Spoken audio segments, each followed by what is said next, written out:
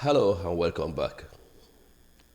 In one of my previous videos, I listed some attributes of good managers. I've had a couple of feedbacks on that video concerning some parts which appear a little confusing. That is why I'm following up with a short video, which will be my last, on general management, before I move on to more specialized management topics. If you're running a business, do listen carefully to this piece of advice. If your business is not able to keep moving when you are not physically present at the location, you may not be running a business after all. You are merely self-employed. A true business is like a machinery, working to create specific outputs and with minimal manual intervention. The same will be true about management. If you are in control of a team which is unable to do anything, without you being physically present at a location, you are not a manager. You are at best a supervisor. Many teams fall into this situation because of a leader who doesn't trust anyone else within the team to do anything right. I've given the foregoing illustration to support my three statements about the habits of a true manager. The true manager likes not doing anything. What I mean is that he doesn't want to be on the factory floor, hauling crates with the labor or assisting the machine operators. His job is to facilitate their work, to think of ways to make it smoother. His job is not to physically participate in their work. 2. The true manager has no trouble telling others what to do. What I mean is that if he's a good manager, he ought to know the weakness and the strength of the key members of his team.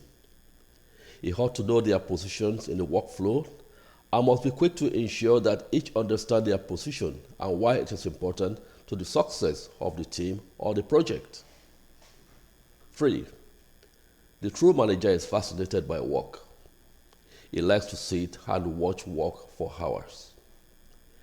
If I was a manager new to a team, what would be my initial activities?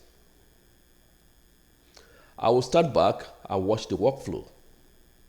I will want to know where it is efficient and where it is deficient. Thereafter, I will seek to work out a plan to improve the deficiencies. Time after time, I will again stand back to see how effective the remedial measures have been. Has it resulted in improvement? Or has it introduced fresh issues that need to be fixed? The true manager likes to sit and watch the work. A manager needs to be detail-oriented to make a success of his work. Not only does he need to know that a process is performing well, he should also know why. He needs to know the importance of each repetitive task and to be able to assess it for obsolescence. The true manager likes sweating the small stuff. Considering all this, the manager that will excel will certainly not be one to go with the flow. Even though management is supposed to be a team effort, the manager may need from time to time to remove self from the tradition and look at contemporary tools to make his job stand out much better. And for this, that manager must be prepared to be despised. Why not?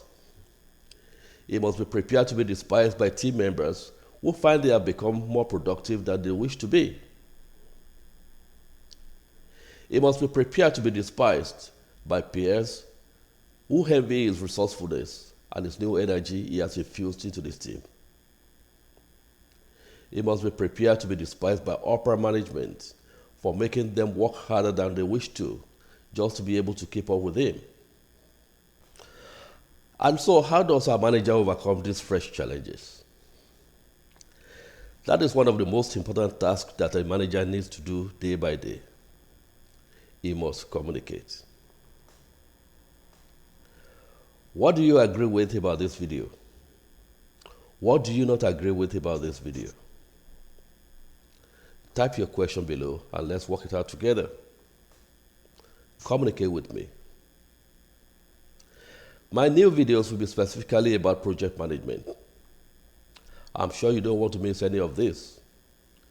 To be sure you don't, just click the subscribe button at the top. Thank you, and I'll see you next video.